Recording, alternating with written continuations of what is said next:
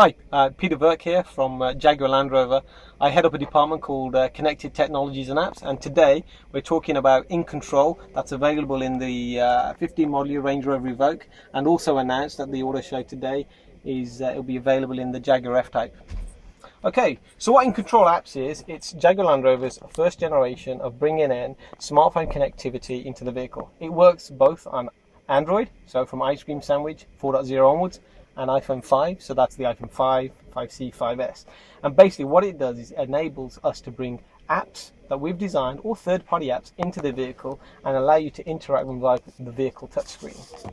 The way it simply works is you have an initial launcher application, so I can quickly show you the InControl apps. It loads up, and once it loads up, it basically shows me all of the apps that I have in this system that are compatible, okay?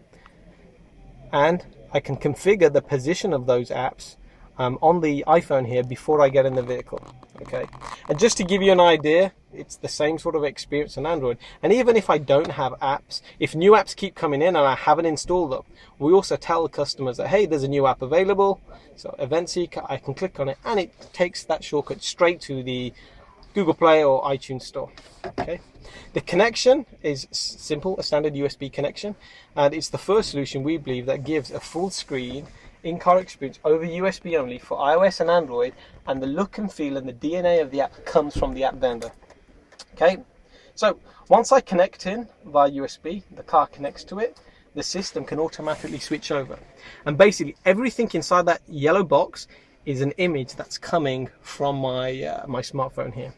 So there's a couple of things that we had outside the box. I've got a calendar application, which basically shows where I am, and I can click on the meeting notice, and I can actually quickly have a look in here if I wanted to contact the person. Maybe I'm running late or I'm running early, okay? At the same time, we also have a contacts application, which gives me photo, a picture, and obviously the contact details of each of those apps are available, okay?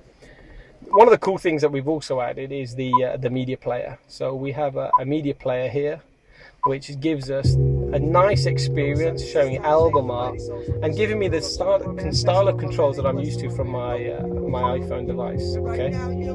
With simple controls and gestures for me to flick up in the way I would. I'll just pause the music for now, okay? And then there's a number of other third-party apps that we've basically added into the system. Parkopedia, so I want to find my parking location, I can type in my city, and what you can see here is the look and feel of that app is actually coming from Parkopedia.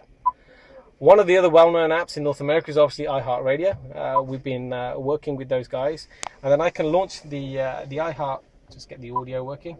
I can launch the iHeartRadio application, and then you can see the look and feel of the application again is iHeartRadio's, because that's what our customers keep telling us. Give us the iHeart experience, don't give us a Jaguar Land Rover view of it, okay?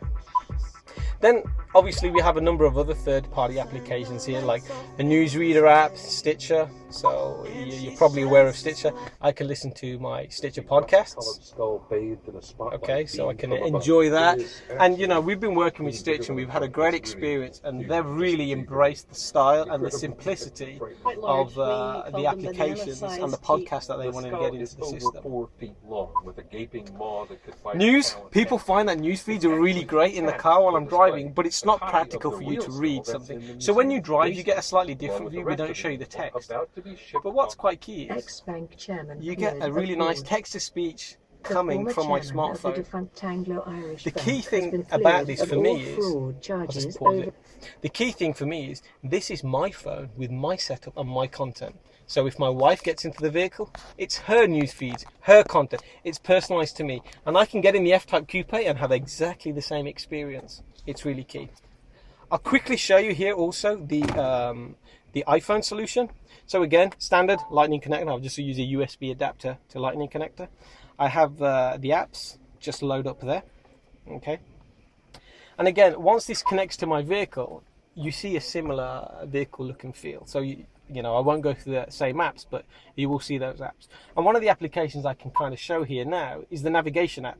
So we've been working with Cygic to have a navigation application that runs on my phone, but is projected into the vehicle. And this is for both iOS and Android.